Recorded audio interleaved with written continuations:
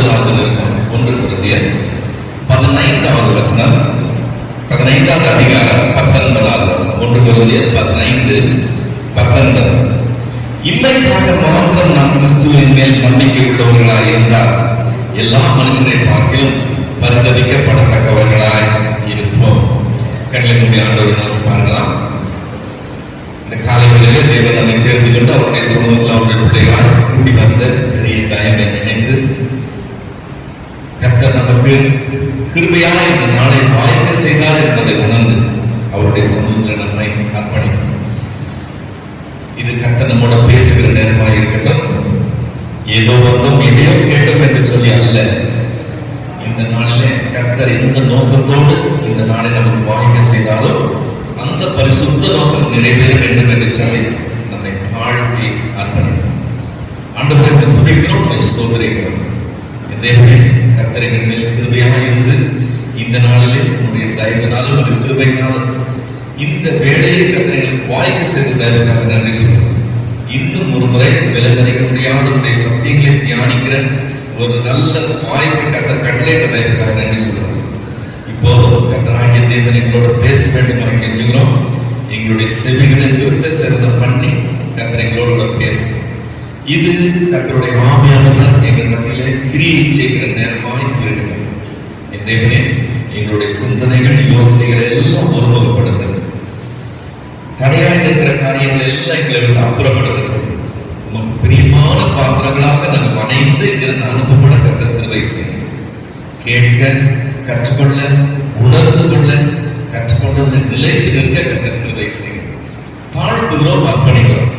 கர்த்தராகிய தேவன் பேசுக, அடியார் கேட்கிறோம். இயேசுவின் இனிய நாமத்தில் பிதாவே, ஆமென். இன்மைக்காக மாத்திரம் நாம் கிறிஸ்துவின் மேல் நம்பிக்கை உள்ளவர்களாய் இருந்தால் என்று சொல்லி இந்த வசனம் சொல்லுது. கிறிஸ்தவர்களாகிய நாம் கிறிஸ்துவை தெய்வமாக நம்புவோம். இந்த நம்பிக்கை நம்ம தெய்வ நம்பிக்கை சொல்றது. கிறிஸ்துவின் மேல வைக்கிற நம்பிக்கை நம்ம என்ன சொல்றோம்? விசுவாசம் என்ற வார்த்தையை நம்ம பயன்படுத்துகிறோம். வெறும் தெய்வ நம்பிக்கை என்ற வார்த்தை சொல்றதில்லை. இந்த விசுவாசம் உள்ளவர்களாய் நாம் இருக்கிறதுனால நம்ம என்ன சொல்லிக் கொடுக்கிறோம்? விசுவாசிகள் என்று சொல்லிக் கொடுக்கிறோம். இந்த தெய்வ நம்பிக்கை என்கிறதை விட விசுவாசம் மேலானது அப்படின்னு சொன்னா, விசுவாசம் என்றால் என்ன? வேதத்தில் ஒரு வசனம் சொல்ல, எபிரேயர் 11வது அதிகாரம் முதல் வசனம், எபிரேயர் 11:1. விசுவாசம்னா என்னவா? விசுவாசமானது நம்பப்படுகிற உறுதியும் காணப்படாதவைகளின் மேல் இருக்கிற நிச்சயமாய் இருக்கிறது என்று சொல்லி வேதம் சொல்லுது. விசுவாசமானது நம்பப்படுகிறதுல உறுதியும், கர்த்தர் தெய்வம் என்று சொல்லி நம்பி வந்திருக்கிறோம். அந்த தெய்வத்தின் மேல நம் வைக்கிற நம்பிக்கையில வெறும் நம்பிக்கை லெவலில் இருக்கக்கூடாதா? அந்த நம்பிக்கை எப்படிப்பட்ட நம்பிக்கையா இருக்கணுமா? ஒரு உறுதியான நம்பிக்கையா இருக்கணும் என்று சொல்லி வேதம் நமக்கு சொல்லுது. இந்த தெய்வ நம்பிக்கையின் அடிப்படையில் நாம் அவரை அணுகும் போது, அதை விசுவாசத்தோட அணுகும் போது, அந்த உறுதியோட தான் அவரை அணுகணும் என்று சொல்லி வேதம் நமக்கு சொல்லுது. இப்போ ஒருத்தருக்கு சுகம் இல்லைன்னு வச்சுக்கோங்களேன், சுகம் இல்லாதவர்கிட்ட வெறும் ஜெபம் தான் சரியாயிருக்கும் வேதம் சொல்லுது. வேதம் என்னன்னு சொல்லுது? யாக்கோபு 5வது அதிகாரம் 15வது வசனம், யாக்கோபு 5:15. விசுவாசமுள்ள ஜெபம் பிணியாளிகளை ரட்சிக்கும். ஜெபம் பிணியாளிகளை ரட்சிக்கும் சொல்லுத, அந்த ஜெபம் எப்படிப்பட்டதா இருக்கணும்? நம்பப்படுகிறதுல உறுதியுள்ளதா இருக்கணும். அது விசுவாசமுள்ள ஜெபமா இருந்தா அது பிணியாளிகளை ரட்சிக்கும் என்று சொல்லி. வாழ்க்கையில் சில சமயம் நெருக்கங்கள் வரும். சில சமயங்கள்ல நம்மை எதிர்த்து போராடுகிற சக்திகள் நமக்கு நிறைய இருக்கு. அதுக்கு மத்தியில், அந்த போராட்டத்தின் மத்தியில் நாம் நிற்கும் போது தேவனுடைய ஒரு விடுதலை வேணும், கர்த்தர் நமக்காக இடைப்பட்ட காரியத்தை செய்யணும்னு சொல்லி நம்ம அவரிடத்துல தேடி வருகிறது உண்டு. அப்படி வந்த ஒருவர் நம்ம இயேசு கிறிஸ்துவனுடைய வாழ்க்கை ஊழியத்தை பார்க்கும்போது அப்படி ஒரு தகவல் வந்து அவர் முன்னாடி நிற்கிறார். மார்க் எழுதின சுவிசேஷம் 9வது அதிகாரம் 17-18 வசனங்கள். மார்க் 9:17-18. அப்பொழுது ஜனக்கூட்டத்தில் ஒருவன் அவரை நோக்கி, போதகரே, ஊமையான ஒரு ஆவி என் மகனை பிடித்து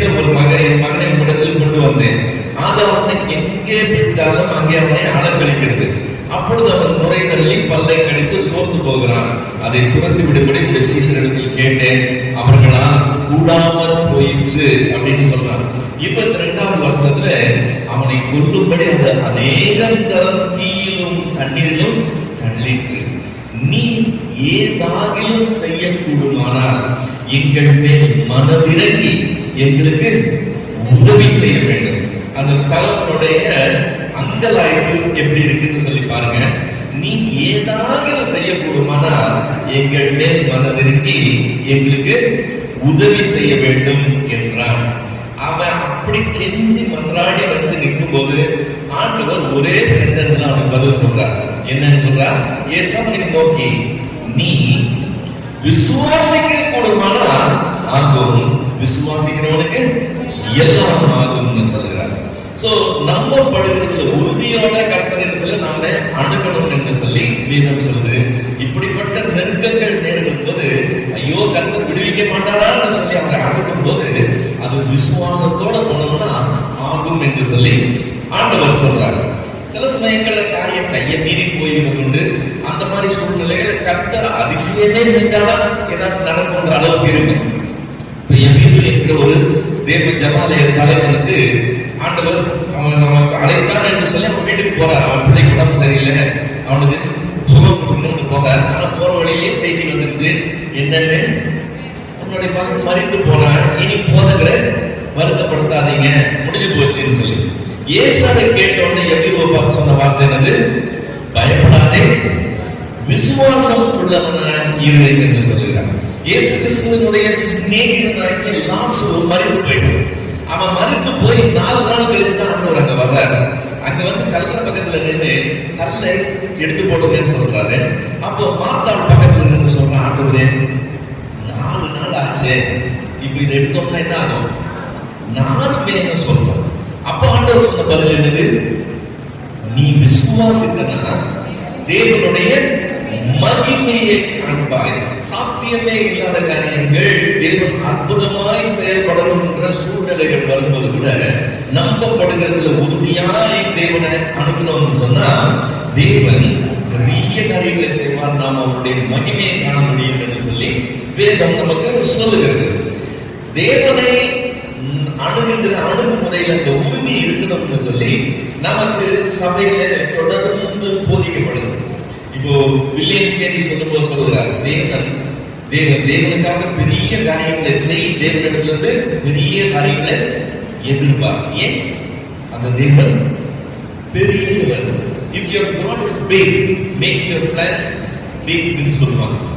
தேவன் எவ்வளவு பெரியவரோ அவருடைய திட்டங்கள் அவ்வளவு பெருசா இருக்கட்டும் என்று சொல்லி மகா அலெக்சாண்டர் உலகத்தையே பிடிக்கணும்னு சொல்லி புறப்பட்டு வரும்போது அவனுடைய படைகள் ஒவ்வொரு நாடுகளாய் பிடிக்கப்பட்டு வரும்போது ஒரு குறிப்பிட்ட நகரத்தை பிடித்தப்போ அங்க ஏகப்பட்ட நாசம் ஏற்பட்டது அந்த யுத்தத்தினால. அந்த நகரத்துல இருந்த ஒரு குடிமகன் நஷ்ட ஈடு போறான். உனக்கும் எங்க ராஜாவுக்கும் பிரச்சனைனா உன்னுடைய ராணுவம் எங்க ராஜாவுடைய ராணுவம் தான் மோதிக்கணும். நீ வந்து பொதுஜனங்களாகி எங்களுடைய சொத்துக்கு நஷ்டத்தை ஏற்படுத்திட்ட, எனக்கு நஷ்ட ஈடு வேணும்னு சொல்லி கேட்டானா. இதுல நான் எந்த வகையும் சம்பந்தம் இல்லை, ஆனா நீ எனக்கு இழப்பு ஏற்படுத்த நஷ்ட ஈடு வேணும்னு கேட்டான். இது அலெக்சாண்டர் முன்னாடி கொண்டு போகப்பட்டதான். அப்ப அலெக்சாண்டர் கேட்டானா, என்ன நஷ்ட ஈடு வேணும் உனக்கு?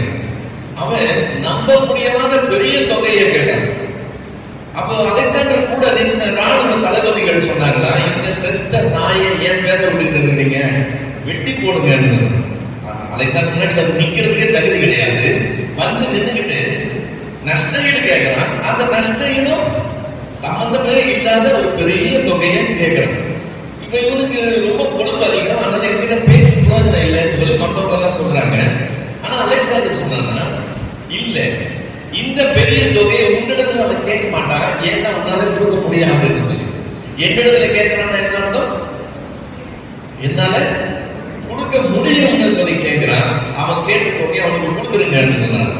நாம் அணுகும் போது தேவன் எவ்வளவு பெரியவர் என்றதை உணர்ந்து அந்த நம்பிக்கையில உறுதியாய் அவரை அணுகணும்னா அதற்கு ஏற்ற மாதிரி கர்த்தர் கிரியை செய்வார் என்று சொல்லி நமக்கு வேதத்தின் அடிப்படையில சொல்லப்படும்.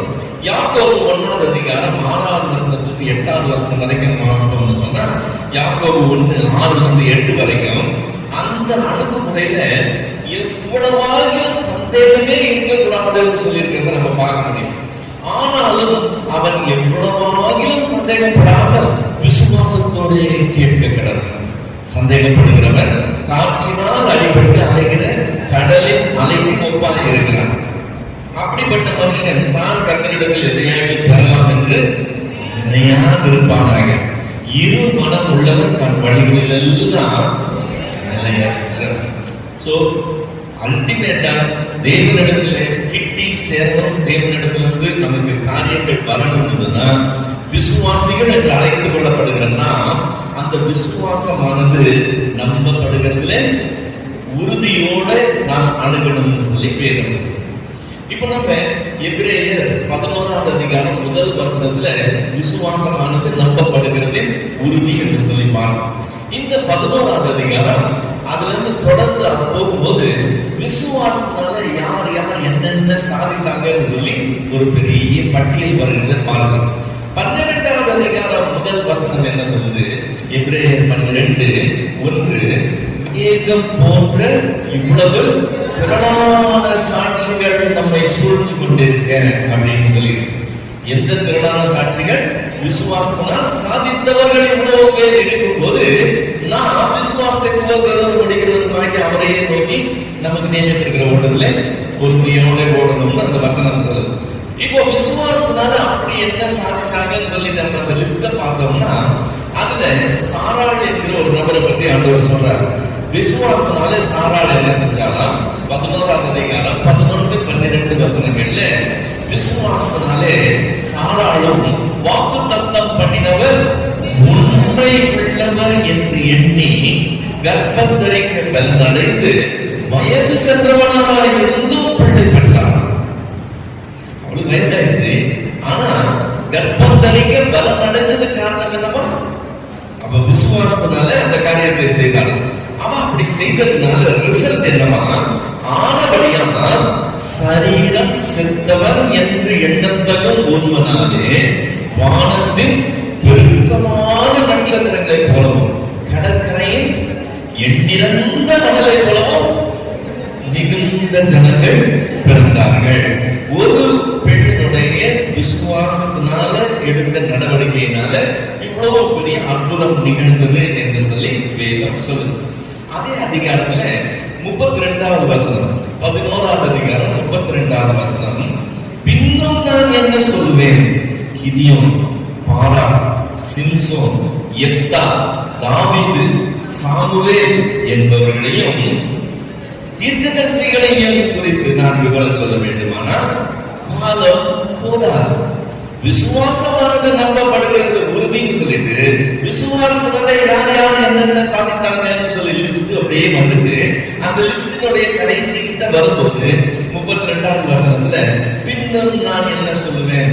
இப்படி இப்படி இப்படி இப்படி இப்படி இவங்களை பத்தி எல்லாம் நான் சொல்ல போனேன்னா டைமே பத்தாதுன்னு சொல்லி அந்த அதிகாரத்துல சொல்றது நம்ம பார்க்கிறோம். இப்ப இந்த விசுவாசத்தினால நம்பி உறுதியாய் வந்து கர்த்தரிடத்திலிருந்து நாம் நன்மையை பெற்றுக் கொள்கிறது என்பது நம்முடைய அன்றாட அனுபவம். அதுதான் நம்ம விசுவாசிகள் என்று சொல்லி சொல்லிக் கொடுக்கிறது. இப்போ இங்க இந்த வார்த்தை 32வது வசனத்துல இவர்களை பற்றி எல்லாம் சொல்ல போனா காலம் போதாதுன்னு சொல்லி இருக்குல்ல. சப்போஸ் இங்க ஒரு மைக் வச்சு ஒரு ஸ்டாண்ட் வச்சு மைக் வச்சு கர்த்தரிடத்துல விசுவாசத்தினால நீங்க என்னெல்லாம் பெற்றுக் கொண்டீங்க, விசுவாசத்தினால என்னெல்லாம் சாதித்தீங்க வந்து சாட்சியா சொல்லுங்கன்னு சொன்னா இன்னைக்கு டைம் நமக்கு பத்தாது. இது நம்முடைய அன்றாட அனுபவம். விசுவாசிகளாகிய நாம் நம்பப்படுகிற உறுதியோட தான் கர்த்தரிடத்துல வருகிறோம். கர்த்தர் எனக்கு இதை செய்வார் என்று சொல்லி தான் நம்புகிறோம். அந்த நம்பிக்கை உறுதியில கர்த்தரிடத்துல ஏராளமான நன்மைகளை பெற்றுக் கொண்டிருக்கிறோம். சாட்சி சொல்ல சொன்னா டைம் பத்தாது. இது பெரிய காரியமா நாம் நினைக்கிறோம். விசுவாசி நான்கு விசுவாசத்தினால இவைகளை சாதித்தோம் என்று சொல்லி நம்புகிறோம். உண்மை என்னன்னு சொன்னா இது பெரிய காரியம் இல்லை.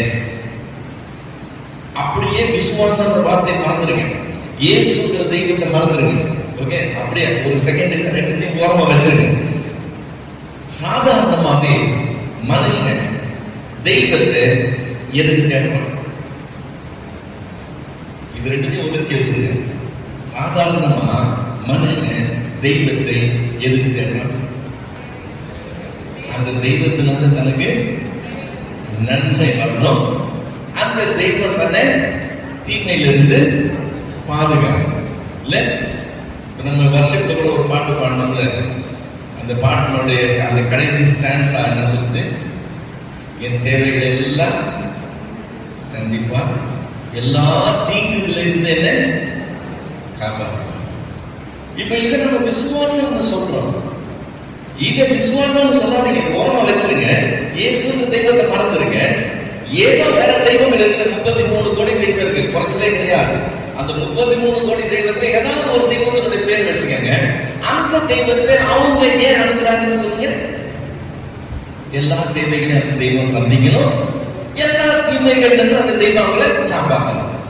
இப்போ இயேசு ஒருவர் தான் இதை செய்கிறவரா இருந்தா, மற்ற எந்த தெய்வமும் இதை செய்யாதுன்னு சொன்னா, மற்ற யாருக்கு இதெல்லாம் கிடைக்கக்கூடாது, மற்ற யாருக்கு எந்த நன்மை கிடைக்கக்கூடாது, மற்ற யாருக்கு தீமையிலிருந்து காப்பாற்றப்பட்டு போயக்கூடாது.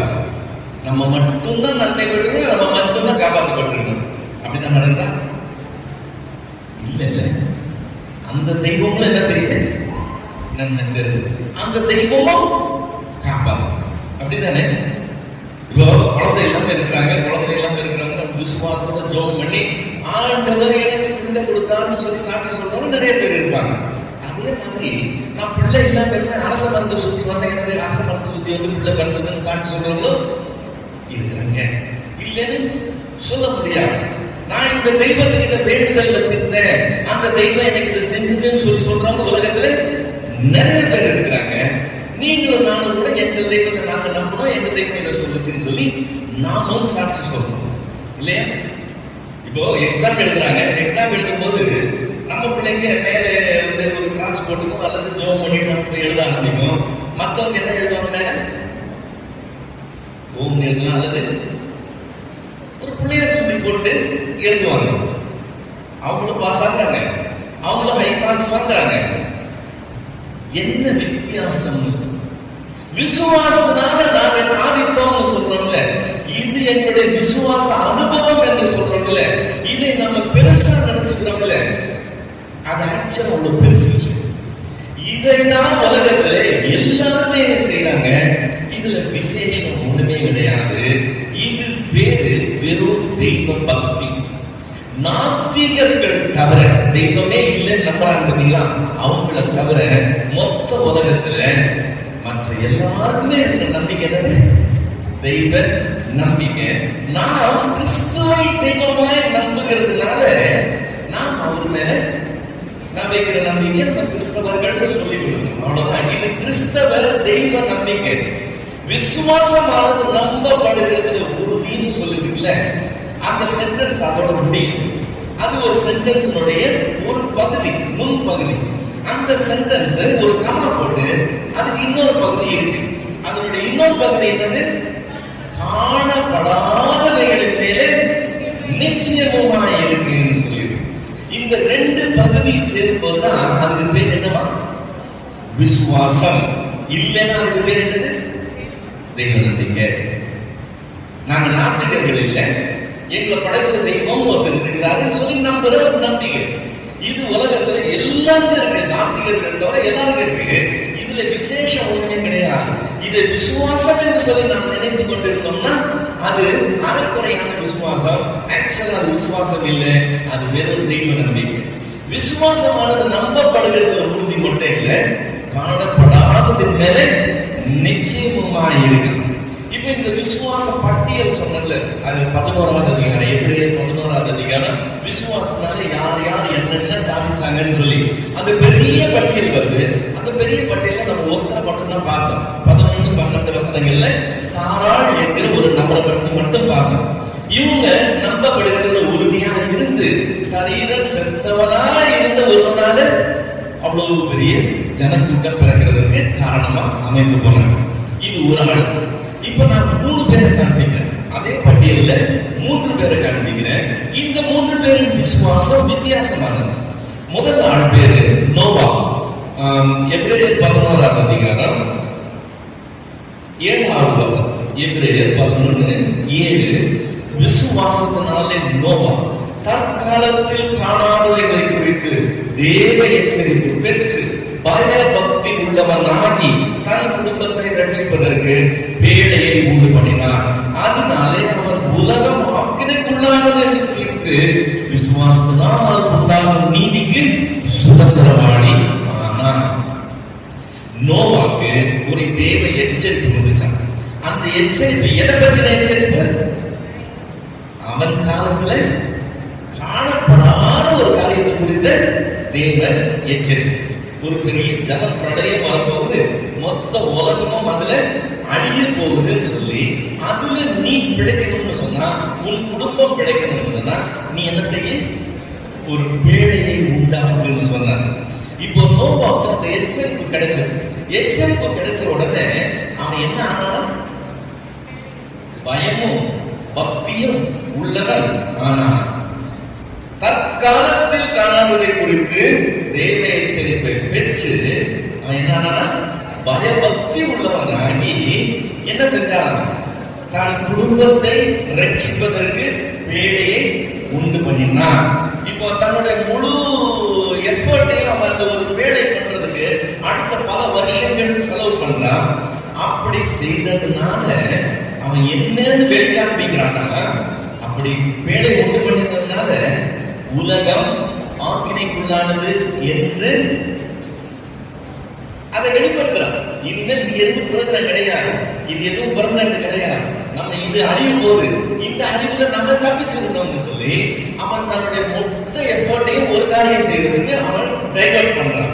அதனாலே உலக ஆக்கினைக்குள்ளானது தீர்த்து அந்த விசுவாசத்தை பாருங்க, இன்னும் பார்க்கல, ஆனா ஒரு நாள் வரப்போது பயந்து அதுக்காக தப்பிச்சு போகணும்னு இன்னைக்கு எஃபர்ட் எடுத்தா பாத்தீங்களா?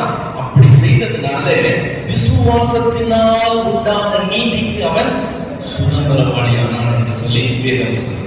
எபிரேயர் 11ஆம் அதிகாரத்துல 10வது வசனத்துல ஆபிரகாமை பற்றி சொல்லி எபிரேயர் 11:10. ஏனெனில் தேவன் தாமே கட்டி உண்டாக்கின அஸ்திபாரங்கள் உள்ள நகரத்துக்கு அவன் காத்திருந்தான். அவன் பேர் என்னது? ஆபிரகாம். ஆபிரகாமை தேவன் அழைத்ததை நீங்க ஆதியாகமம் 12வது அதிகாரம் 1-4 வரைக்கும் உள்ள வசனங்கள்ல பார்க்கலாம். தேவன் அழைக்கிறார். அழைக்கும் போது என்ன சொல்றார்? ஒரு தேசத்தையும் உன் இனத்தையும் உன் தகப்பன் வீட்டை விட்டு நான் உனக்கு காண்பிக்கும் தேசத்துக்கு போன்னு சொல்றாரு. 4வது வசனம் சொல்லுது, அவன் புறப்பட்டு போனான். புறப்பட்டு போகும்போது அவன் வயசு என்னவா? 75 வயசு. ஆபிரகாம் மரிக்கும் போது அவன் வயசு 175 வயசு. சோ 75 வயசுல வீட்டை விட்டு வெளியே வந்தாச்சு. 175 வயசுல செத்து போகிறான். 100 வருஷம் ஆபிரகாம் எதுல குடியிருக்கிறான்? எதுல? கானான் தேசத்துல எதுல குடியிருக்கிறான்? கூடாரங்கள்ல குடியிருக்கிறான். வீட்டுல குடியிருக்கிறது வேற, கூடாரத்துல குடியிருக்கிறது வேற. அவருக்கு என்ன சொன்னாரு? நான் உனக்கு தேசத்தை தருவேன்னு சொல்லி கூட்டிட்டு வந்தார். அந்த தேசத்தை அவனுக்கு தந்தாரா? சாகர வரைக்கும் தரல. சாகர வரைக்கும் அவன் சொந்த வீட்டுக்கே பார்க்கல. சாகர வரைக்கும் அவன் கட்டின வீட்டுல வாசம் பண்ணவே இல்லை. அவன் நாடோடியா வெறுமனை கூடாரத்துல இருந்து ஒரு இடத்துல இருந்து இன்னொரு இடத்துக்கு மாறி போய்கிட்டே இருக்கிறான்.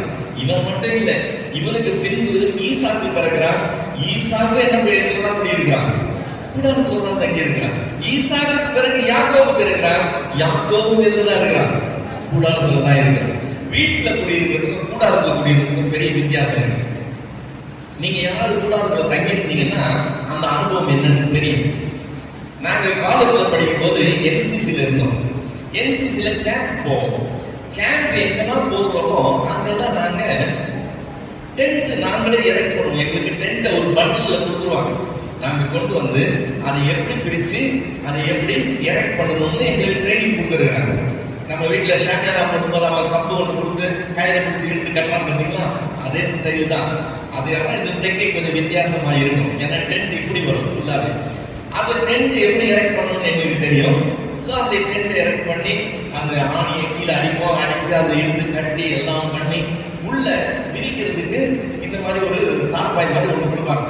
அது திக்கா இருக்கும், அந்த டெனின்னு சொல்லுவோம். டெனி எல்லாம் விரிச்சு செட் பண்ணி அடுத்த 10 நாள் அல்லது 15 நாள் அந்த டென்ட்ல தான் நாங்கள் குடியிருக்கோம். ஃபர்ஸ்ட் டே அந்த டென்ட் எரெக்ட் பண்ணும்போது ரொம்ப ஜாலியா இருக்கும். ஃபர்ஸ்ட் டே நைட் அதில் தூங்கி எந்திரிக்கும் போது சூப்பரா இருக்கும். ஒரு 2 நாள் 3 நாள் போயிடுச்சுன்னு வச்சுக்கோங்களேன், அந்த மண்ணிலே படுத்து எந்திரிச்சு நீங்க என்னதான் குளிச்சாலும் குளிச்ச மாதிரியே இருக்காங்க. அப்பதான் வீட்டு ஞாபகம் வரும், வீட்டுல சோஃபா ஞாபகம் வரும், கட்டில் ஞாபகம் வரும், ஃபேன் காத்து ஞாபகம் வரும். எப்படா வீட்டுக்கு போவோம்னு ஆயிரும். கடைசி நாள் விட்டா போதும் வீட்டுக்கு ஓடி போயிடும். 10 நாள் 15 நாளைக்கு அந்த கெணி. இவன் 100 வருஷம் அப்படியே இருந்தான். அவனுக்கு பின்னாடி அவனுடைய மகன் 185 வருஷம் உயிரோட இருக்கிறான், அவனும் அப்படியே இருக்கிறான். அவனுக்கு பின்னாடி அவனுடைய மகன் எடுத்து வருகிறான், அவனும் அப்படியே இருக்கிறான். வேதம் சொல்லுது 15-16 வசனங்கள்ல, அதே 11, 15, 16, தாங்கள் விட்டு வந்த தேசத்தை நினைத்தார்களானால் அதற்கு திரும்பி போவதற்கு அவர்களுக்கு சமயம் கிடைத்திருக்குமே. தேசத்தை தரல என்று சொன்னாரு, இன்னைக்கு தரல, நாளைக்கு தரல, 10 வருஷம் ஆச்சு, 20 வருஷம் ஆச்சு, 30 வருஷம் ஆச்சு, 100 வருஷம் ஆச்சு, 150 வருஷம் ஆச்சு, ஒன்னும் தரல. தாங்கள் விட்டு வந்த தேசத்தை நினைத்தார்களானா எந்த நேரம் அவங்க என்ன செஞ்சிருக்கலாம், திரும்பி போயிருக்கலாம். அதை அல்ல, அதிலும் மேன்மையான பரம தேசத்தையே விரும்பினார்கள். அதனால்தான் அந்த 10வது வசனம் சொல்லுது, தேவன் தாமே கட்டி உண்டாகின அஸ்திபாரங்கள் உள்ள நகரத்துக்கு அவன் காத்திருந்தான். ஆகையால் தேவன் அவர்களுடைய தேவன் எனப்படுகிறது வெட்கப்படுகிறதில்லை. அவர்களுக்கு ஒரு நகரத்தை ஆயத்தம் பண்ணினாரே. அந்த நகரத்தை ஆபிரகாம் கண்டானா? தற்காலத்தில் காணாததை குறித்து தேவ வாக்குத்தத்தத்தை பெற்றான். அந்த வாக்குத்தத்தத்தை நிமித்தம் அவன் தன்னுடைய வாழ்க்கையில வீட்டுல குடியிருக்கிறவன் கூடாரத்துல குடியிருக்கிறவனா மாறி போய் அதிலேயே கடைசி வரைக்கும் இருக்கிறான். தேவன் அவனுடைய தேவன் சொல்லப்படுகிறதுல வெட்கப்படுகிறது. தேவன் அவனுடைய சிநேகிதன் சொல்லி இடத்துல அவ்வளவு ஒரு பெரிய காரியமாக அவனை எடுத்துக்கொண்டார். தற்காலத்தில் காணாததை குறித்து அவனுக்கு அவ்வளவு பெரிய நிச்சயம் இருந்தது. காணாத காரியத்தை குறித்து அவனுக்கு சொல்லப்பட்டது. அது சொல்லப்பட்டதுல அவனுக்கு என்ன இருக்கு? நிச்சயம் இருக்கு. நோவாக்கு தற்காலத்தில் காணப்படாதது சொல்லப்பட்டது. அதை குறித்து அவனுக்கு என்ன இருக்கு? ஒரு நிச்சயம் இருக்கு. அதனாலதான் இருக்கிற வேலை வெட்டியெல்லாம் விட்டுட்டு இனிமேல் பேடை தான் கட்டணும், அதுதான் முக்கியம்னு சொல்லி டிசைட் பண்ணி செய்ய ஆரம்பிக்கிறான். இந்த 2 பேர் இல்லாம 26வது வசனத்துக்கு வந்தோம்னு சொன்னா, எபிரேயர் 11:26, இங்கே மோசே என்ன செய்கிறார்? இனி வரும் பலன் மேல் நோக்கமாய் இருந்து எகிப்தில் உள்ள பொக்கிஷங்களிலும் கிறிஸ்துவ நிமித்தம் வரும் நிந்தையை அதிக பாக்கியம் என்று எண்ணினார். மோசே எகிப்து தேசத்துல சாதாரண நிலையில இல்லை. அவன் ஒரு ராஜகுமாரனாய் இருக்கிறான். எகிப்து தேசம் எப்படிப்பட்ட தேசம்னு நம்ம சரியா புரிஞ்சுக்கணும்னா, இன்னைக்கு இருக்கிற அமெரிக்க தேசத்துக்கு சமமா வச்சுக்கணும். இப்ப அமெரிக்க தேசத்துக்கு போறதுக்கு நம்ம எல்லாருக்கும் சான்ஸ் கொடுத்தான்னு வச்சுக்கோங்க, இது ஃபுல்லா இந்தியா. நான் போக மாட்டேன், யாரும் இருக்க மாட்டோம். சான்ஸ் கிடைத்தா எல்லாரும் அங்க போறதுதான் விரும்புவோம். மேல நாடுகளுக்கு போயிட்டு வந்த ஒரு பாஸ்டர் சொன்னாரு. அவர் சொல்றாரு, சிந்தி செதறி சாப்பிட்டா கூட பரவாயில்ல. அவர் சொல்றது சிந்தி செதறி சாப்பிட்டா கூட பரவாயில்ல, சாப்பிட்டு மீதி இருக்கு. அவ்வளவு செல்வம் கொடுக்கிற நாடுகள். நமக்கு இங்க ரொம்ப கஷ்டப்படும். நம்மளுடைய கஷ்டம் வந்து நமக்கு அன்றாட வாழ்க்கையா மாறி போச்சு. ஆனா அங்க போயிட்டு அங்க இருந்துட்டு திரும்பி வர சொல்ல ஒரே மாட்டாங்க. ஏன்னா அது ருசி பார்க்கிறாங்க. இப்போ மோசே அப்படிப்பட்ட செல்வம் கொடுக்கிற ஒரு நாட்டுல சாதாரண குடிமகனா இல்ல, ஒரு ராஜகுமாரனா அரண்மனையில இருக்கான். பெரிய லெவல் இல்ல, அந்த லெவல் அவன் இருக்கும்போது எகிப்து தேச பொக்கிஷத்தை அவன் இனிமேல் தான் நாடி தேடணும், கஷ்டப்பட்டனும் சேர்க்கணும் இல்லை. அந்த பொக்கிஷங்கள் எல்லாம் அவனுக்கு கால் அடியில கிடைக்குது. அது எல்லாம் அவன்கிட்ட ஏற்கனவே இருக்கு. ஜாலியா அனுபவிச்சு குறையே இல்லாத வாழ்க்கை வாழலாம். ஆனா அவனுக்கு கிறிஸ்துவனுடைய காரியங்கள் வெளிப்படுத்து பார்த்தீங்களா, தேவ ஜனங்களுடைய காரியங்கள் வெளிப்படுத்தல. இப்ப அவனுடைய சாய்ஸ் எப்படி வருது? இனி வரும் பலன் மேல அவனுக்கு நோக்கம் போகும். அந்த பலன் கைக்கு கிடைக்கல. இந்த பொக்கிஷம் கை மேல இருக்குது, ராஜ வாழ்க்கை கை மேல இருக்குது. இது அவனுக்கு பெருசா தெரியலையா? அவன் நோக்கம் எல்லாம் இனி வரும் பலன் மேல நோக்கமா போகுதான். அப்படி பார்க்கும் போது அவனுக்கு இந்த பொக்கிஷத்தை விட கிறிஸ்துவின் நிமித்தம் நிந்தை அனுபவிக்கிறது பாக்கியம் இருக்கிறது. கிறிஸ்துவின் நிமித்தம் நிந்தையை அனுபவிக்கிறதை அவன் தெரிந்து கொள்கிறான். அவனை யாரும் அதுல தள்ளி உள்ள பாருங்க. சூழ்நிலை அப்படி ஏற்படுத்தி அவன் அந்த மாதிரி சுச்சுவேஷன் கண்டான் இல்லை. அவன் அதை தெரிந்து கொள்கிறான். நீங்க மோசையோட ஃப்ரெண்டா இருக்கீங்களா? நீங்க எல்லாம் ஒன்னா இருக்கிறீங்க, பெரிய லெவல்ல கிளப்பு போறது, அங்க வர்றது, போர் விளையாடுறது, அந்த மாதிரி ஒரு பெரிய லெவல்ல இருக்கீங்க. மோசை உங்ககிட்ட சொல்றானே, நான் இதெல்லாம் விட்டுட்டு அவங்க கூட நான் போறேன், நிந்தையை அனுபவிக்க போறேன்னு சொல்றான். நீங்க உங்க ஃப்ரெண்டுக்கு என்ன அட்வைஸ் பண்ணுவீங்க? வெரி குட், நல்ல சாய்ஸ் சொல்லுவீங்களா? என்ன சொல்லுவீங்க? போட்டு என்னடா மூளை பண்ணி போச்சு அவனுக்கு கேட்க மாட்டீங்க. அதையும் நீ அவன் போயிட்டாருன்னு வச்சுக்கோங்க, நீங்க உங்க ஃப்ரெண்டை பத்தி என்ன சொல்லுவீங்க? இல்ல நம்ம பாத்தீங்கன்னா அவன் கிடுக்க மாதிரி இருப்பான். என்ன லூசு பையனா இருக்கான், எல்லாத்தையும் விட்டுட்டு அங்க போய் சாவுறேன்னு சொல்றான். அவன் நோக்கம் இனி வரும் பலன் மேல இருக்கிறான். அவன் கண்ணெல்லாம் அது மேல இருக்கான். அதனால அவனுக்கு இதோட இதுதான் பாக்கியம் தெரியும். 3 பேர் பார்த்தோம் பாத்தீங்க. ஒருத்தன் நோவா, 2வது ஆளு ஆபிரகாம், 3வது ஆளு மோசே. இவங்க 3 பேருமே தற்காலத்தில் காணாததை குறித்த வெளிப்பாடு பெற்றுக்கொண்ட உடனே அந்த வெளிப்பாட்டின் அடிப்படையில அவங்க காணாதவைகளின் மேல என்ன உள்ளவர்களா இருந்தாங்க? நிச்சயம் உள்ளவர்களா இருந்து யாருமே செய்யாத காரியத்தை இவங்க செய்கிறவர்களா இருக்காங்க. இப்போ விசுவாசத்தினால யார் யார் என்னென்ன சாதித்தாங்கன்னு சொல்லி வரும்போது இந்த தெய்வ நம்பிக்கை உள்ளவர்களாய் உறுதியா இருந்து கட்டணத்தில் நன்மையை பெற்றுக் கொடுக்கிறத மாத்திரம் விசுவாசம் நான் நினைக்கிறேன் பாருங்க. அது மட்டும் விசுவாசம் இல்லை, காணாததின் மேல இருக்கிற நிச்சயமும் இருந்ததுனால அதுக்கு பேரு விசுவாசம். அதுக்கு உண்டான ஆதாரங்களாய் 3 பேரை அந்த பட்டியலே நம்ம பார்க்கணும். இப்ப நம்ம எல்லாரும் 21ஆம் நூற்றாண்டு கிறிஸ்தவர்களா உட்கார்ந்துட்டு இருக்கோம். நம்ம எல்லா கையிலும் பைபிள் இருக்கு. அன்னைக்கு நோவாக்கு தற்காலத்தில் காணாத குறித்து தேவ எச்சரிப்பு வந்தது. அன்னைக்கு ஆபிரகாமுக்கு அவன் காலத்தில் காணாத ஒரு தேவன் தாமே அஸ்திவாரம் போட்டு கட்டின ஒரு நகரத்தை பற்றின ஒரு வெளிப்பாடு இருந்தது. அன்னைக்கு மோசேக்கு இனி வரும் பலன் மேல ஒரு நோக்கம் இருக்கத்தக்கதா ஒரு வெளிப்பாடு இருக்கு. இன்னைக்கு நம்ம உட்கார்ந்துக்கோங்கள, நம்ம கையில பைபிள் வச்சுக்கோங்கள, நம்மோட ஆண்டவர் பேசுறாருல, நமக்கு தற்காலத்துல காணாததை பத்தி எதையாவது ஆண்டவர் சொல்லியிருக்கிறாரா? நித்திய ஜீவன் வச்சு ஒண்ணு அந்த மாதிரி வேற என்ன சொல்லியிருக்கிறாரு? தற்காலத்தில் காணாததை குறித்து உங்களுக்கு எல்லாம் தெரியும். அதை சும்மா எடுத்து விட்டா மீதியை தான் வந்துடும். ஓகே, வெளிப்படுத்தல் விசேஷம் 20வது அதிகாரம், வெளிப்படுத்தல் 20 வசனங்கள் 4, 5. இப்ப நான் இந்த 2 வசனம் வாசிக்கும் போது இதுல ஒரே வார்த்தை 3 தடவை வரணும். 2 வசனத்துல 3 தடவை வரப்போகுது. அது என்ன வார்த்தை கவனிக்கணும். ஓகே, வெளிப்படுத்தல் 20, 4, 5. அன்றியும் நான் சிங்காசனங்களை கண்டேன், அவைகளின் மேல் உட்கார்ந்தார்கள், நியாய தீர்ப்பு கொடுக்கும்படி அவர்களுக்கு அதிகாரம் அளிக்கப்பட்டது.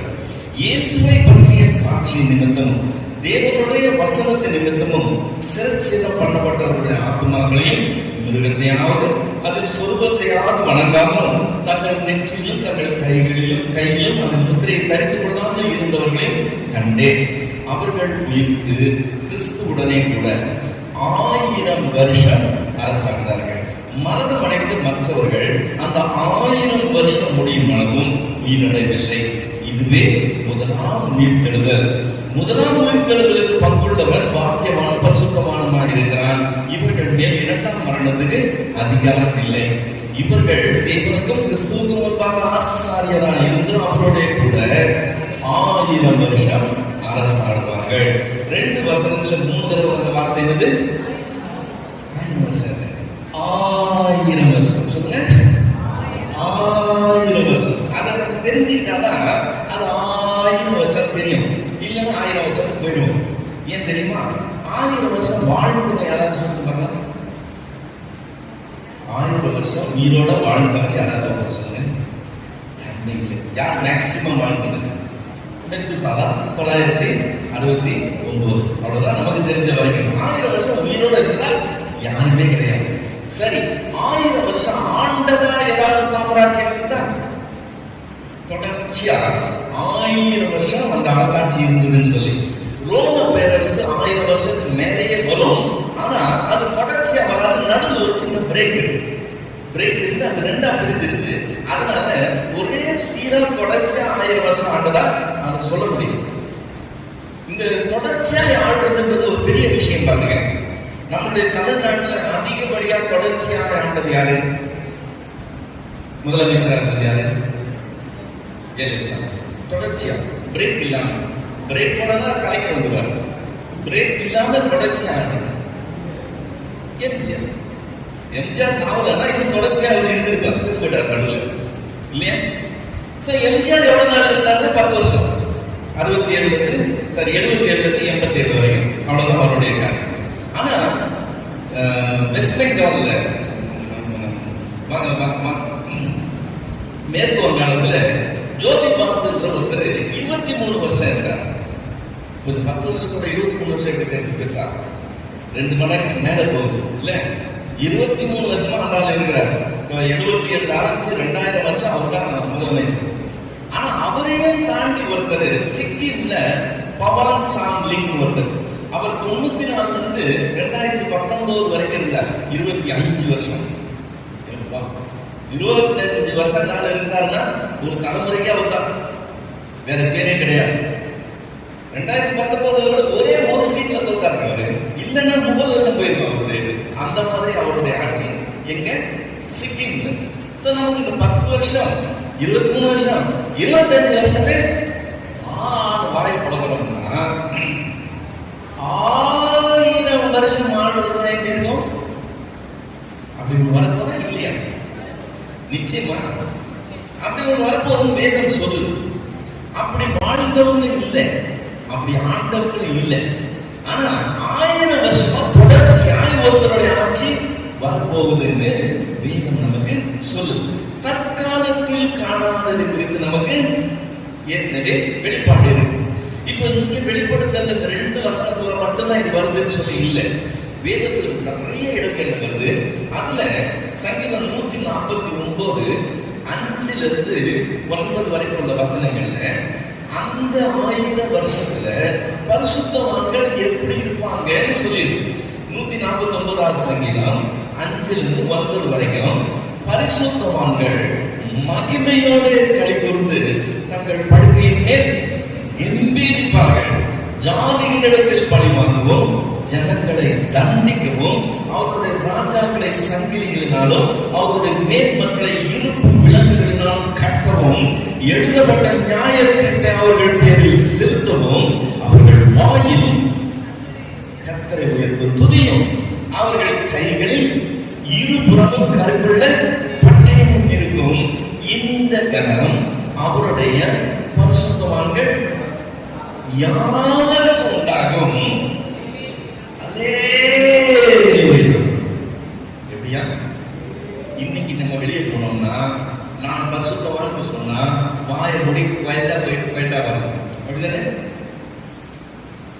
இந்த உலகத்துல இப்போ நீங்களும் நானும் வெளியே மார்க்கெட்டுக்கு நடந்து போறோம்னா நான் பரிசுத்தவான்னு சொன்னா வயதா போயிட்டு வயதா வரணும். ஆனா அன்னைக்கு பரிசுத்தவான்களுக்கு கனம் உண்டாகும் போது மகிமையோட அவங்க களி கொண்டு தங்கள் படுக்கையின் மேல கம்பீரிப்பாங்களா? ஏன்னா அவங்க கிட்ட அந்த மாதிரி ஒரு பவர் கொடுக்கப்பட்டிருக்கு, அதிகாரம் கொடுக்கப்பட்டிருக்கு. அந்த அதிகாரம் எப்படிப்பட்ட அதிகாரம்? ஜாதிகளிடத்தில் பழி வாங்கவும் ஜனங்களை தண்டிக்கவும், அவர்களுடைய ராஜாக்களை சங்கிலிகளால் கட்டவும், அவர்களுடைய மேன்மக்களை இருப்பு விளக்குகளால் கட்டவும், எழுதப்பட்ட நியாய தீர்ப்பை அவர்கள் பேரில் செலுத்தவும், வாயில் என்ன இருக்கும்? கர்த்தரை உயர்த்த துதி இருக்கும், கையில் என்ன இருக்கும்? இருபுறம் கருப்புள்ள பட்டயம் இருக்கும். இந்த கனம் அவருடைய பரிசுத்தவான்கள் யாவருக்கும் உண்டாயிருக்கும். என்னைக்கு? ஒரு நாள் வரப்போம். இன்னைக்கு குவைட்டா போயிட்டு குவைட்டா வரணும் இல்ல? ஏன் தெரியுமா? இன்னைக்கு நாங்க எதிர்கட்சி. ஒரு நாள் ஆளுங்கட்சியா உட்காரும் போது, அன்னைக்கு எங்க கையில பவர் இருக்கும் போது, எழுதப்பட்ட நியாய தீர்ப்பை செலுத்தும் போது, நாங்க அதே மார்க்கெட்ல நடந்து போகும்போது எங்க நடையே வேற மாதிரி இருக்கும். உலகமே எங்களை பார்த்து பயப்படும். ஏன் தெரியுமா? இப்ப கூட எங்க வாயில கர்த்தரை உயர்த்தும் துதி இருக்குது. ஆனா கையில என்ன இல்ல? இருபுறம் கருப்புள்ள பட்டயம் இல்ல. அன்னைக்கு நாங்க நடந்து போகும்போது இருபுறம் கருப்புள்ள பட்டயத்தோட நடந்து போவோம். காரியமே வித்தியாசமா இருக்கும். சங்கீதம் 2 ஃபுல்லாவே மெசியாவின் சங்கீதம். அதுல இந்த 1000 வருஷ அரசாட்சியை பற்றி மட்டும் சொல்லி இருக்குது. சங்கீதம் 2 9வது வசனம் சொல்லுது, இருப்பு கோலால் அவர்களை நொறுக்கி குயக்கரத்தை போல் அவர்களை உடைத்து போடுவீர் என்று சொல்லி. சங்கீதம் 2 நீங்க அனுபவத்திலிருந்து வாசித்தீங்கன்னு சொன்னா, அவரை ராஜாவாய் தேவன் ஏற்படுத்துவார். தேவன் அப்படி ஏற்படுத்தும் போது இங்க இருக்கிறவங்க திமுவாங்க, அதெல்லாம் முடியாதுன்னு சொல்லுவாங்க. பரலோகத்தில் இருக்கிறவர் அவரை பார்த்து என்ன செய்வாரா? நகைப்பார். உங்களால ஒண்ணும் செய்ய முடியாது. ஜனநாயக முறைப்படி இயேசு தேர்ந்தெடுக்கப்பட போவதில்லை. ஏன் தெரியுமா? ஜனநாயக முறைப்படி அவரு அரசியல்ல வந்து ஓட்டு கேட்டாருன்னு சொன்னா டெபாசிட் கூட கிடையாது. வார்டு மெம்பராக அவரால் ஜெயிக்க முடியாது. அது 100% கேரண்டி. அவருடைய ஆட்சி அமைய போகிறது ஜனநாயக முறைப்படி இல்ல, தேர்தல் இல்ல, அது தேவனால ஏற்படுத்தப்படுகிற ஒரு காரியமாக இருக்கும். அப்படி ஏற்படுத்தப்படும் போது அந்த 9வது வசனம் சொல்லுது, இருப்பு கோலால் அவர்களை நொறுக்கி புயக்கலத்தை போல் அவர்களை உடைத்து போடுவீர்கள். அந்த காட்சியை கண் முன்னாடி கொண்டு வாங்க. புயக்கலம் என்னது? சட்டிப்பானம் செய்யறான்ல, அவனுடைய வீடு. அந்த வீட்டுல எல்லாத்தையும் கீழே மேல வரைக்கும் அடிக்க வச்சிருப்பான். பாத்துக்கீங்களா? அப்படியே சோறுவரமா ஃபுல்லா சட்டியாலும் அடிக்க வச்சிருப்பாங்க. அப்படி அந்த ரூம் ஃபுல்லா ஸ்டாக் இருக்குது. நீங்க ஒரு இரும்பு போல எடுத்து உள்ள போய் சுத்தினீங்கன்னு வச்சுக்கங்க, என்ன ஆகும்? அவ்வளவு நொறுங்கி போகும். எந்த ஒரு பானை சட்டியாவது இந்த இரும்பு போலுக்கு விரோதமா ஏதாவது செய்ய முடியுமா? ஒன்னும் செய்ய முடியாது. அவருடைய அரசாட்சி அப்படி இருக்குமா? அவர் தம்முடைய இரும்பு கோலா உயர்கரத்தை போல அவர்களை உடைத்து போடுவார். 110வது சங்கீதம் இன்னொரு மெசியாவின் சங்கீதம் 110:2. கர்த்தர் சீயோனில் இருந்து உமது வல்லமையின் செங்கோலை அனுப்புவார். நீ உம்முடைய ஆதரவாளர்கள் மத்தியில் ஆளுகை செய்யவில்லை. யார் மத்தியில் ஆளுகை செய்ய போறாரா? ஐயோ அப்பா கதறிட்டு தொண்டை மேல கால வச்சு நின்றுதான் அரசாட்சியை நடக்கும். யாராலையும் சுண்டு வரல கூட அசைக்க முடியாது. நீ உம்முடைய சத்துருக்களின் நடுவே ஆளுகை செய்யும். 5வது வசனம், உம்முடைய வலது பாரிசத்தில் இருக்கிற ஆண்டவர் தமது கோபத்தின் நாளிலே ராஜாக்களை வெட்டுவார். அதனால்தான் பூமியின் ராஜாக்களை உணர்வடையுங்கள். வழியிலே கோபம் கொள்ளாமல் நீங்க அழிந்து போகாமல் இருக்கும்படி அவரை என்ன செய்யுங்க? அவர் கோபம் கொண்ட முன்னாடி நீங்க முத்தம் செய்கிறா வந்து காம்ப்ரமைஸ் ஆயிடுங்க. எதிர்த்து பேசுறீங்க காதி. கிறிஸ்துவின் ஆட்சி அப்படி அதி பயங்கரமா இருக்கும்னு வேதம் சொல்லுது. எவ்வளவு நாளைக்கு? அடுத்த வருஷம் எலெக்ஷன். என்ன எலெக்ஷன்? CM election. எலெக்ஷன் பேர் என்ன? சட்டசபை தேர்தல். ஓகே, சட்டசபை தேர்தல் வருது. சட்டசபை தேர்தலுக்கு இன்னைக்கு ரெடி ஆயிட்டாங்களா? அதிமுகவும் பாஜகவும் நாங்க கூட்டணி அறிவிச்சிட்டாங்களா? திமுக கூட்டணியில் இருக்கவங்கெல்லாம் நாங்க யாரும் எல்லாம் இங்கே பிரசாத் சார் உள்ளே எல்லாம் சொல்லிட்டாங்களா? நாங்கெல்லாம் அந்த கூட்டணி விட்டு யாரும் வெளியே போகலன்னு. அப்ப இந்த 2 பெரும் கட்சிகள் எங்களுக்கு ஆயத்தமாகுது. சட்டசபை தேர்தலுக்கு ஆயத்தமாகுது. அது எப்போ? இந்த வருஷம் மே மாசம் ஜூன் மாசத்துல வர போறாங்க. இப்போ இல்ல, ஒரு வருஷத்துக்கு முன்னாடியே ஆயத்தம் ஆயிட்டாங்க. இப்பவே அவங்க யார எந்த இடத்துல நீங்க நிக்கலாம் என்னன்றத பேச ஆரம்பிச்சிட்டாங்க. இப்போ அடுத்து பணப்புழக்கம். இந்த தேர்தல் கிட்ட வர சூடு பிடிக்க ஆரம்பிக்கும். பேச்செல்லாம் தேர்தலை பத்தியே இருக்கும். எவ்வளவு கோடி வேணும்னாலும் அள்ளி வழங்குறதுக்கு அந்தந்த கட்சிகள் ரெடியா இருக்கும். எத்தனை வருஷம் ஆட்சிக்காக? வெறும் 5 வருஷம் ஆட்சிக்காக. வெறும் 5 வருஷம். இப்ப இந்த 2 அணியில ஒரு அணி ஜெயிச்சிருக்கு, ஒரு அணி தோத்து இருக்கு. தோத்து போன அணிக்கு ஒரு ஆறுதல் இருக்கு. ஆறுதல் தெரியுமா? இவங்க ஆட்சி எவ்வளவு நாள் இருக்கு? 5 வருஷம். 5 வருஷம் கழிச்சு நமக்கு ஒரு வாய்ப்பு இருக்கு என்ற ஆறுதல் இருக்கும். தோத்து போறோம் இல்லையா? இதுதான் அரசியல். ஆனா எங்க ஆட்சி அமையும் போது அந்த எதிர்கட்சிக்கு அந்த ஆறுதல் கூட கிடையாது. ஏன் தெரியுமா? அவன் ஆயுசு 10. எங்க ஆட்சி எவ்வளவு நாள்? 1000 வருஷம். எத்தனை தலைமுறை சாவு போறீங்க? ஆனா எங்க ஆட்சி தொடர்ந்து இருக்கும். இது வேதம் சொல்லுதா? சும்மா கதை பேசிட்டு இருக்கோமா? வேதம் சொல்லு. இதெல்லாம் இன்னைக்கு தான் ஃபர்ஸ்ட் டைம் கேள்விப்படுறோமா? இல்ல இந்த வசனம் தெரியுமா? தெரியும் இல்ல? அதான் சொன்னேன், கொஞ்சம் எடுத்துட்டா வந்துடும் சார். இதெல்லாம் தெரியும்.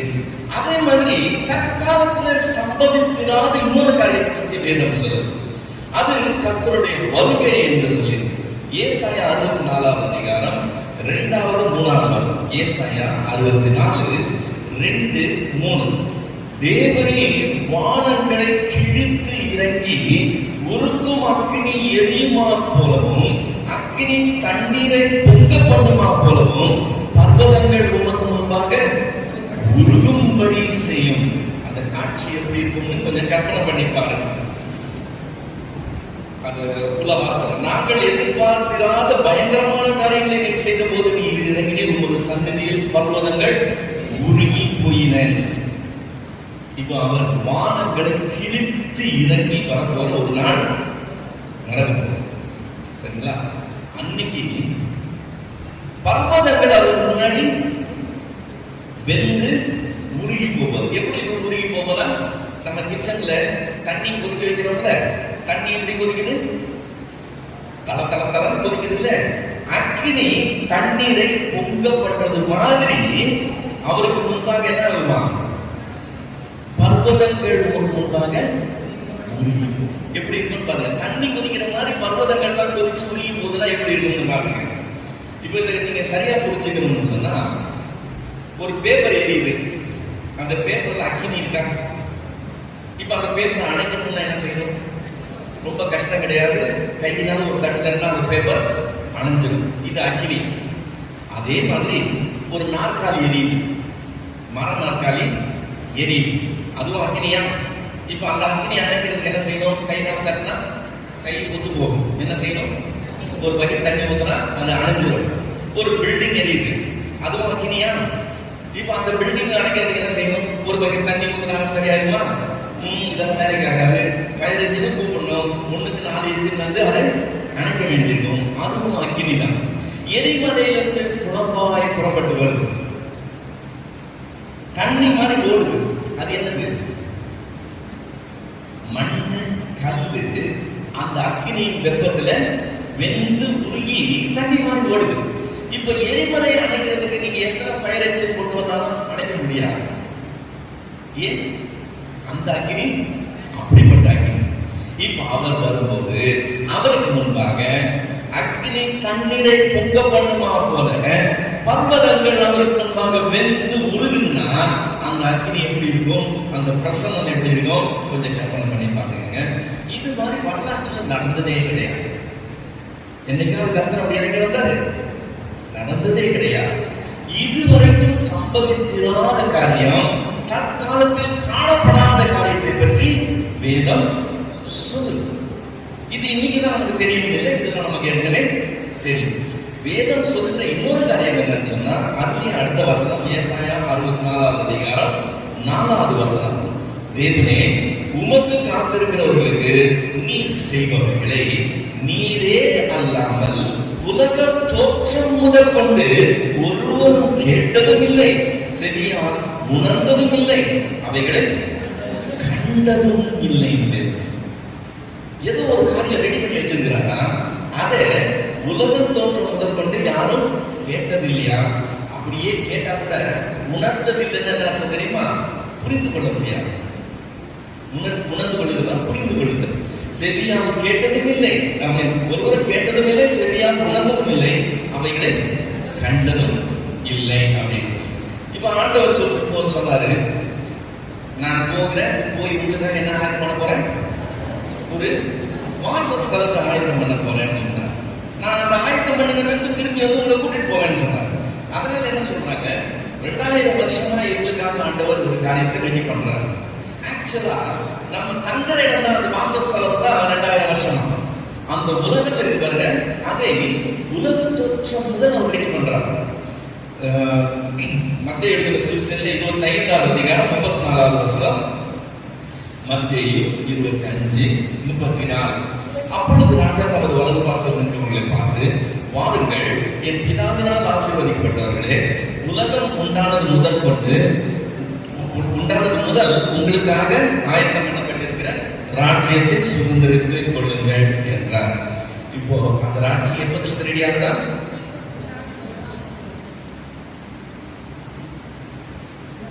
அப்படின்னா எவ்வளவு நாள்? 6000 வருஷம். கிறிஸ்து வரைக்கும் 2000, கிறிஸ்துவுக்கு முன்னாடி 4000, மொத்தம் 6000 வருஷமா அந்த உலகத்தை தேவன் ஆயத்தம் பண்றார். இந்த நம்ம காண்கிற இந்த பூமியையும் அதன் காரியங்களையும் உண்டாக அவருக்கு எவ்வளவு நாள் ஆச்சு? 6 நாள். இந்த 6 நாள்ல சிருஷ்டிக்கப்பட்டதை இன்னும் படிச்சு முடிக்க முடியும். கற்றது கைமண் அளவு, கல்லாதது கடல் அளவுன்னு சொல்லக்கூடிய அளவுக்கு இன்னும் படிச்சு முடிக்க முடியல. அதன் மகிமை அவ்வளவு அதிகமா இருக்கு. 6 நாள்ல சிருஷ்டித்தது. ஆனா அந்த உலகம் 6000 வருஷமா அவர்கள் ஆயத்தம் பண்றாங்க. உலக தோற்றம் முதல் கொண்டு உங்களுக்காக ஆயத்தம் பண்ணப்பட்ட ராஜ்யத்தை சுதந்திரத்துக்கள் எப்படி இருக்கும்? அது மகிமை எப்படி இருக்கும்? இப்ப சூரியன் இருக்கு, நமக்கு இந்த சூரியன் வெளிச்சம் கொடுக்குது, சூரியன் வெப்பம் கொடுக்குது, அதனால உயிரினங்கள் பூமியில இருக்கு. அப்படிதானே? சூரியன் இல்லைன்னா எல்லாம் காலி. சூரியன் தான் எல்லாத்துக்கும் காரணம், உயிரினம் இருக்கிறதுக்கு காரணம். ஆனா நம்ம போக அந்த உலகத்துல சூரியனும் இல்லையா, சந்திரனும் இல்லை. சூரியனும் இல்லாம சந்திரனும் இல்லாம அந்த உலகம் எப்படி இருக்கும்? அங்க போய் தான் பார்க்கணும். நம்ம இருக்கிற உலகம் 4/3 என்ன இருக்கு? தண்ணீர், சமுத்திரம் இருக்கு. இப்ப இந்த சமுத்திரம் ஃபுல்லா நிறைஞ்சிருக்கிறதுனால இடம்லாம் வேஸ்டா போச்சுன்னு நினைச்சு கூடாது. அது 4/3 இருக்கிறதுனால தான் தட்பவெட்ப சூழல்கள் இருக்கு. இந்த கிளைமேட்டை கண்ட்ரோல் பண்றது என்னது? ஓஷன் தான். ஓஷன் இல்லைன்னா இந்த கிளைமேட்டே கிடையாது, அப்ப உயிரினமே கிடையாது. ஆனா நாம போகிற அந்த பூமியில சமுத்திரமே கிடையாது. அப்ப அது எப்படி இருக்கும்? எப்படி செயல்படும்? எப்படி சொன்னாலும் உங்களுக்கு புரியாது. அது என்ன செய்யுமா? அங்க போய் தான் அது மகிமை அவ்வளவு பயங்கரம். உமக்காக காத்திருக்கிறவர்களுக்கு நீ உண்டு பண்ணியிருக்கிறவைகளை நீரே அல்லாமல் ஒருத்தருக்கும் தெரியாது. அதை கேட்டதும் இல்லை, செவியா உணர்ந்ததும் இல்லை, அதை கண்டதும் இல்லை. இப்ப இதனுடைய காரியங்கள் எப்படி இருக்கும்? வேதத்துல நிறைய சொல்லியிருக்கு. ஒரே ஒரு வசனம் தான் சொன்னேன், நிறைய சொல்லியிருக்கு.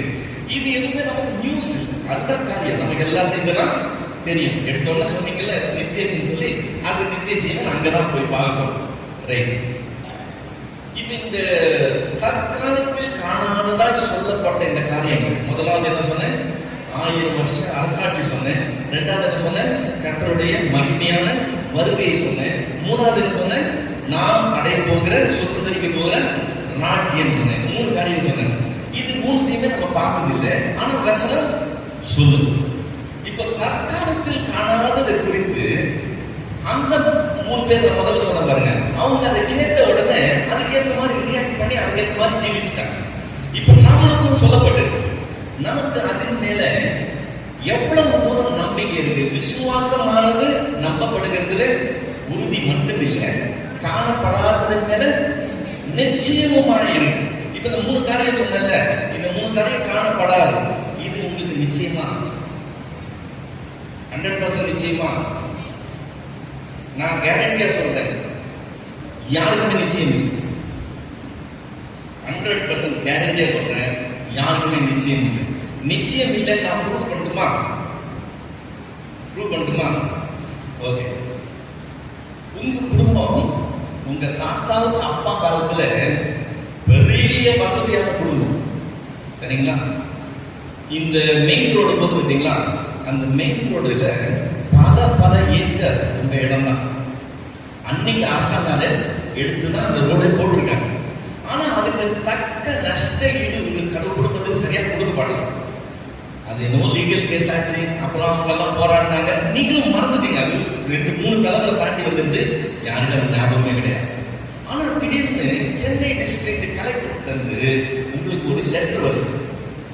என்னன்னு, இந்த நிலங்கள் எல்லாம் உங்கள்கிட்ட கையகப்படுத்தப்பட்டது, அதுக்கு அரசாங்கத்திலிருந்து உங்களுக்கு நஷ்ட ஈடு கொடுக்கிறது தாமதமாகி போச்சு. இன்னைக்கு அந்த ப்ராசஸ் முடிஞ்சு அதுல உள்ள வாரிசுதாரர்கள் எல்லாருக்கும் ஒவ்வொருத்தருக்கும் தலா 2 கோடி ரூபாய் நிதி ஒதுக்கப்பட்டிருக்கு. நீங்க உங்களுடைய பங்கை பெற்றுக்கொள்கிறதுக்கு கலெக்டர் ஆபீஸ்க்கு வந்து உங்களுடைய அடையாள அட்டைகளையும் உங்களுடைய வங்கி கணக்கு தகவல்களையும் சமர்ப்பிக்கணும் அப்படின்னு சொல்லியிருக்கு. இந்த லெட்டரை பார்த்த உடனே நீங்க அந்த டீடைல்ஸ் எல்லாம் கலெக்டர் ஆபீஸ்ல கொடுக்கிறதுக்கு எத்தனை நாள் எடுத்துருவீங்க?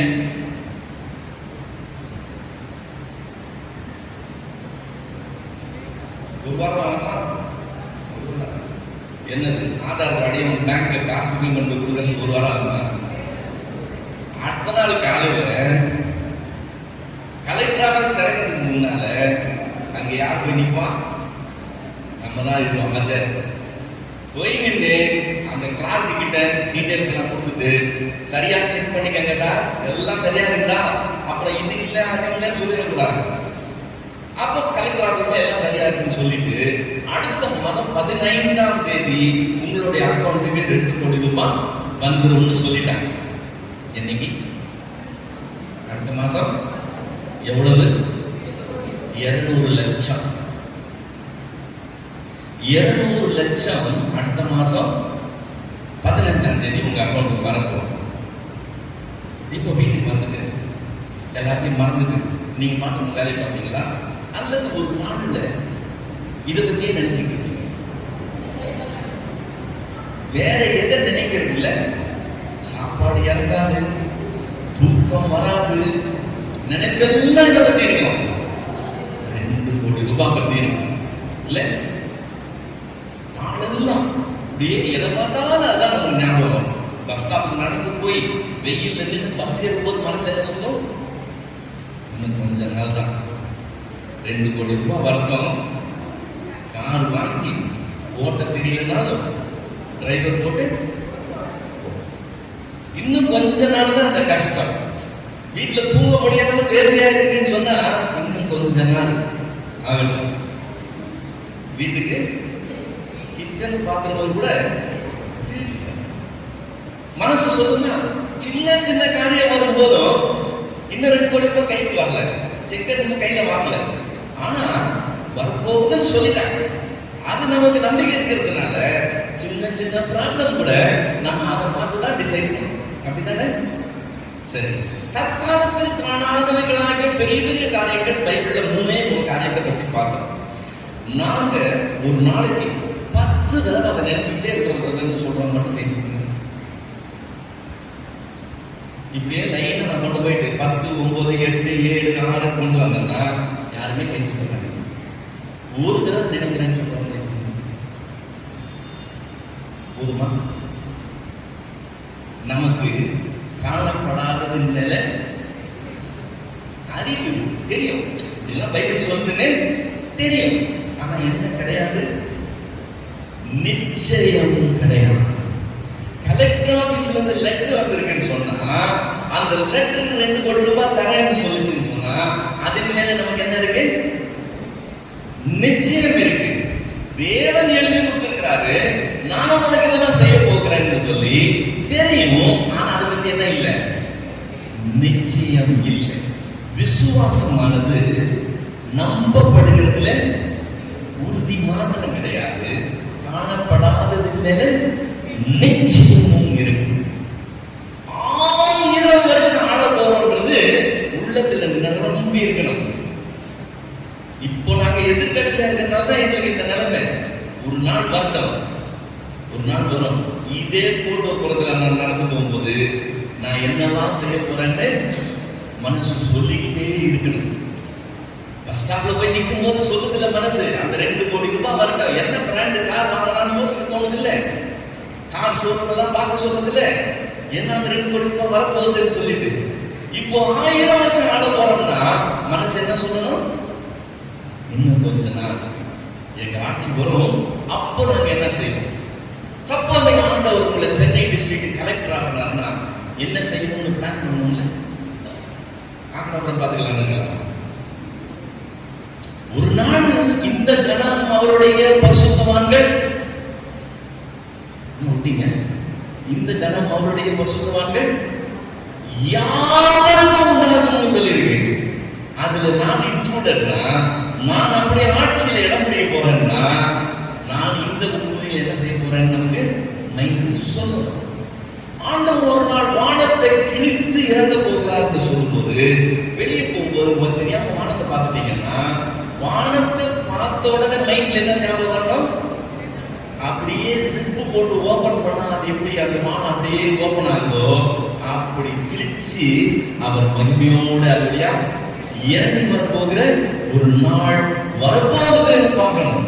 நமக்கு எதை பார்த்தாலும் என்ன ஞாபகம் வரணும், இவ்வளவு பெரிய காரியத்தை நம்ம காணப்போகிற வேதங்கள் சொல்லுதுன்னு சொல்லி அது மேல நிச்சயம் இருந்தா நம்மளுடைய எண்ணம் எல்லாம் நம்மளுடைய காரியம் எல்லாம் அதை பத்தியே இருக்கும். நமக்கு நம்பப்படுகிறது உறுதி இருக்கு, ஆனா காணப்படாதது என்ன இல்லை, நிச்சயம் இல்லை. இப்ப இதெல்லாம் காணப்படுகிறது, அதெல்லாம் காணப்படாதது. இந்த காணப்படுகிறதெல்லாம் அநித்தியம், காணப்படாததெல்லாம் நித்தியம். அந்த காணப்படாததை நோக்கி இருந்தோம்னா நம்ம ஸ்டைலே வேற மாதிரி இருக்கும்னு பவுல் சொல்றார். வாசிக்கலாம் 2 கொரிந்தியர் 4வது அதிகாரம் 17வது வசனம். 2 கொரிந்தியர் 4:17. மேலும் காணப்படுகிறவைகளை அல்ல, காணப்படாதவைகளையே நோக்கி இருந்தோம்னா அதி சீக்கிரத்தில் நீங்கும் நம்முடைய இந்த உபத்திரவம் எப்படி உபத்திரவமா தெரியுமா, லேசான உபத்திரவமா தெரியும். எவ்வளவு சீக்கிரமா நீங்கும் போது, அதி சீக்கிரமா நீங்க. இப்ப எனக்கு ஒரு நோய் வந்துருச்சுன்னு வச்சுக்கோங்களேன், அடுத்த 20 வருஷமா அந்த நோயில நான் கஷ்டப்பட போறேன்னு வச்சுக்கோங்க, அது எனக்கு உபத்திரம் தானே, கஷ்டம் தானே, எனக்கு கண்ணீர் தான், எனக்கு பண செலவு தான், எனக்கு உபத்திரம். இப்ப இந்த உபத்திரம் 20 வருஷமா எனக்கு தலைமையில இருக்குன்னு சொல்லி நான் பெருசா புலப்படுறது இல்லை. 1000 வருஷத்தோட 20 வருஷத்தை பார்த்தா எப்படி தெரியுது, கொஞ்சம் இல்ல, கொஞ்சம். 1000 வருஷத்தோட 25 வருஷம் சவான் பாவம் இருந்தாருன்னு சொன்னா அது எவ்வளவு, கொஞ்சம். நாங்க 1000 வருஷம் ஆள போறோம் அப்படித்தானே. சோ காணப்படாதவர்களை நோக்கி இருந்தோம்னா இந்த உலகத்துல இருக்கிற இந்த உபத்திரவம்லாம் அதி சீக்கிரத்துல நீங்கிற லேசான உபத்திரவமா கண்ணுக்கு தெரிய ஆரம்பிக்குமா. இப்ப இது என்னத்தை கொண்டு வருதா, மிகவும் அதிகமான நித்திய கன மகிமையை கொண்டு வருதான். ஏன்னா காணப்படுகிறவர்கள் அநித்தியமானவர்கள், காணப்படாதவைகளோ நித்தியமானவைகள்.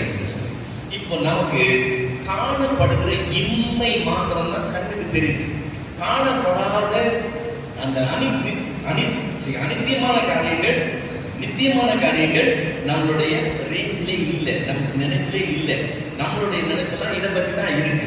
இப்போ நம்ம கிறிஸ்துவை தெய்வமாக கொண்டாடுறோம், கிறிஸ்துவை நம்பி வழிபடுகிறோம், கிறிஸ்துவை தேடி வரோம், கிறிஸ்துவை நம்ம உறுதியோடு அப்ரோச் பண்றோம். எனக்கு இது வேணாண்டவர், இது வேணாண்டவர். அப்படி இருக்கிறத மாத்திரம் நம்ம விசுவாசம் நினைச்சுட்டு இருக்கோம்னு வச்சுக்கோங்களேன், உலகத்தில் இருக்கிற எல்லா ஜனங்களும் நம்ம பரிதாபத்துக்குரியவங்க வசனம் சொல்றோம். அதுதான் முதல் வசனமா வாசிக்கும். 1 கொரிந்தியர் 15:9. 1 கொரிந்தியர் 15:9. இன்மைக்காக மாத்திரம் நாம் கிறிஸ்துவின் மேல் நம்பிக்கை உள்ளவர்களாக இருந்தால் எல்லா மனுஷரை பார்க்கிறோம் பரிதபிக்கப்பட்டவர்களாக. விசுவாசமானது நம்பப்படுகிறது உறுதி மாத்திரம் கிடையாது, காணப்படாததின் மேல நிச்சயமாக இருக்கணும். அந்த காணப்படாததின் மேல நிச்சயம் இல்லாமல் இருந்தா நாம் மறுமையை பத்தி நினைக்கவே இல்லை, இன்மையை பற்றி மட்டும்தான் நினைக்கிறோம்னு அர்த்தம். நாம் நம்முடைய தெய்வத்தை இன்மைக்காக மாத்திரம் தேடுறவங்களா இருக்கக்கூடாது. இது அரைக்குறை விசுவாசம். முழு விசுவாசம் என்பது காணப்படாததின் மேல நிச்சயம், மறுமையும் சேர்த்ததுதான் விசுவாசம். இப்போ எல்லாருடைய தெய்வ பக்தி எங்களுடைய தெய்வ பக்தியும் ஒண்ணு இல்லை. எங்களுடைய தெய்வ பக்தி வித்தியாசம். அதுக்கு நாங்க கொடுக்கிற பேர் விசுவாசம் அப்படின்னு சொன்னோம்னா, இந்த விசுவாசத்துக்கு டெபினிஷன் என்னது? இன்மைக்காக மாத்திரம் இல்லை, மறுமைக்காகவும் சேர்த்தது. காணப்படுகிறவர்களை மாத்திரம் அல்ல, காணப்படாதவர்களை சேர்த்தது. அநித்தியமான இது மட்டும் இல்ல, நித்தியமான அதையும் சேர்த்தது. நம்முடைய விசுவாசம் முழுமையான விசுவாசமாயிருக்கு. அல்லேலூயா. நம்பப்படுகிறது உறுதி மாத்திரம் இல்ல, காணப்படாதது மேல நிச்சயமாக இருக்கு. இன்னைக்கு போய் வீட்டுல உட்கார்ந்து இன்னையில இருந்து ஆரம்பிங்களேன், பைபிள்ல தேடி படிங்க. நான் 3 காரியம் சொன்னேன். ஒண்ணு என்னது? 1000 வருஷம் ஆள போறோம்னு சொன்னேன். 2வது காரியம் கர்த்தருடைய பயங்கரமான மகிமையான வருகை சொன்னேன். 3வது காரியம் நான் சுதந்திரிக்க போகிற ராட்சியம்னு சொன்னேன். இதை பற்றி வேதம் எங்கதான் என்னெல்லாம் சொல்றது கொஞ்சம் தேடி வாசிச்சு அதை ஞாபகம் பண்ணிக்க. சங்கீதம் 149 5-9 வரைக்கும் வசனம் சொன்ன பாத்தீங்களா? பரிசுத்தவான்கள் மகிமையோட களிகூர்ந்து தங்கள் படுக்கையை மேலே கட்டியிருப்பார்கள், சாந்திகளை கட்டவும். இதெல்லாம் மனப்பாடம் பண்ணிக்கணும். தெருவில் நடந்து போது என்ன பண்ணணும்? சொல்லணும். அதுதான் நம்மளுடைய ஞாபகமாவே இருக்கணும். நம்ம மூச்சு தானே இதுக்காக தான் இருக்கணும்.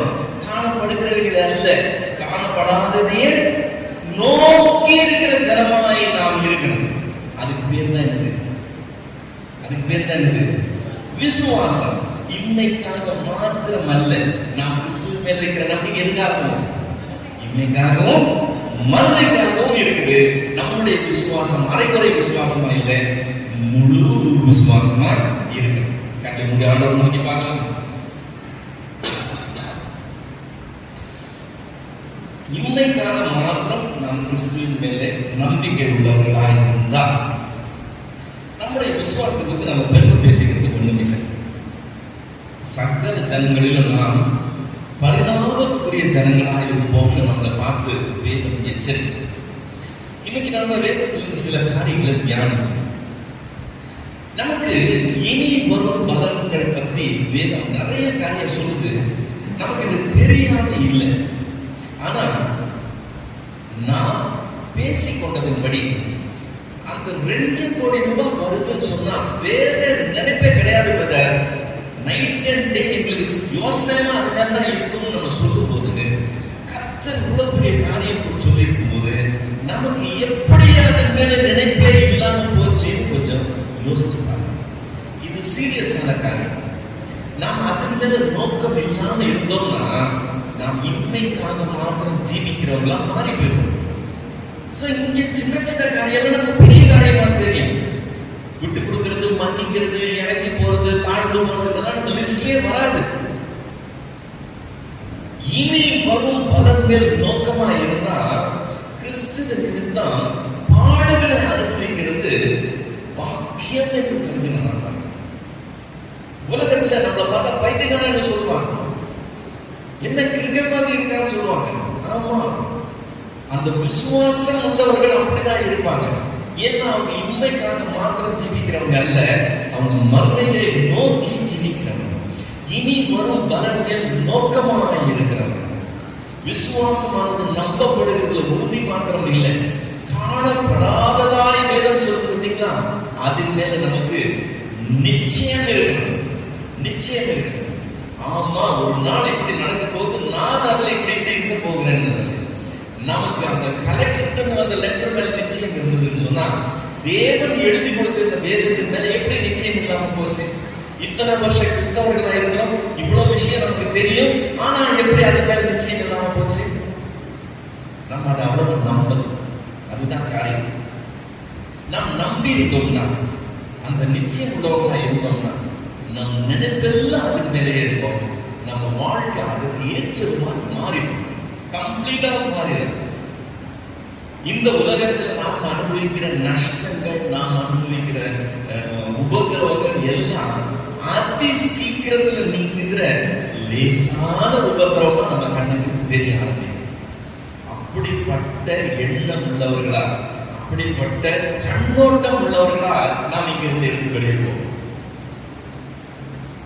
விசுவாசமானது நம்பப்படுகிற உறுதியும் காணப்படாததுல நிச்சயமாக இருக்கணும்.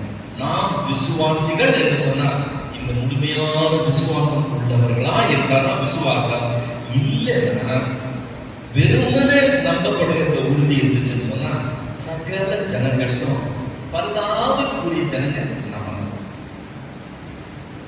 தாழ்ந்து கொடுப்போம். ஆண்டவரே, என்ன துதிக்கிறோம், ஸ்தோத்திரம்.